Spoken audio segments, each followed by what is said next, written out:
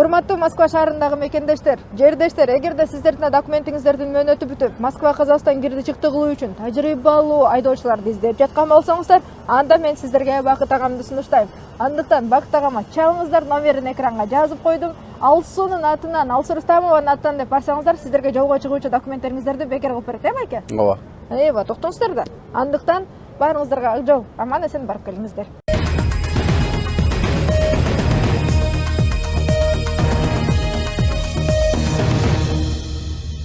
Саламатсыздарбы, эфирде жаңылыктар түрмөгү каналга катталып маалыматтарды биринчилерден болуп окуңуз. Бастырыкин Ленинград облусунун тергөөчүлөрү Тоскова кыштагында январь айында Өзбекстандан келген мигрант таксист жүргүнчүнү 2 эсе төлөөгө мажбурлаганы тууралуу социалдык тармактарда пайда болгон билдирүүлөрдөн кийин текшерүү жүргүзүп жатат. Баш тартууну алган айдоочу анын үй бүлөсүн коркутуп, аялга карата бузуку аракеттерди жасоого аракет кылган. Тергөөчүлөр ошондой эле Ленинград аймагында чет өлкөлүк жарандарды жүргүнчүлөрдү ташуу тармагында иштөөгө тартууга тыюу салынганына көңүл бурушкан. Бирок жергиликтүү ишкер аларды жумушка орноштурууну улантууда. Ведомство башчысы Александр Бастрыкин бул маалымат боюнча кылмыш ишин козгоо, ага белгиленген жагдайлар боюнча баяндама берүү, ал эми тергөө аяктагандан кийин анын жыйынтыктары тууралуу тапшырма берди. Путиндин жарлыгынан Новосибирсктеги 29 мигрант чет өлкөлүктөр Новосибирсктен чыкпай туруп Орусия Федерациясында жүргөн жерлерин жөнгө сала алышат. Мындай ченем 30 декабрда президенттин жарлыгы менен каралган. 2024 жылдын 11-26 чыгаруу режимин колдонууга байланыштуу Россия Федерациясында чет өлкөлүк жарандардын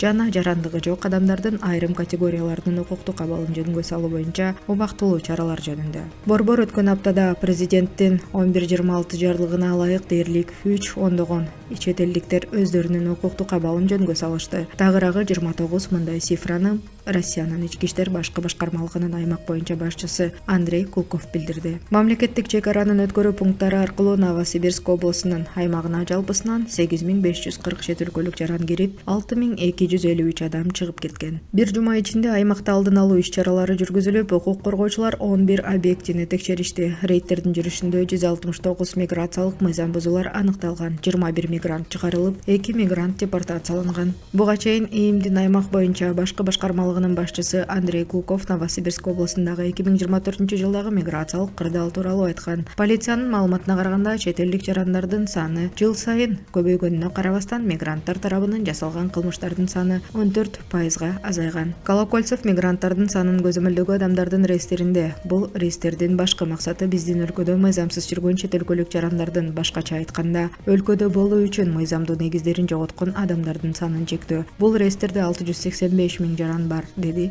Колокольцев. Реестердин ишке киргизилиши чет өлкөлүктөрдү Орусияда жүрүүсүн мыйзамдаштырууга түрткү бериши керек, дейт министр. Ал реестерге кирген башка мамлекеттердин жарандары апрель айынын аягына чейин ички иштер органдарына кайрылып, алардын жүрүүсүн мыйзамдаштырып, керектүү документтерди тапшырышы керектигин эскертти. Ошондо гана алар реестерден чыгарылышы мүмкүн.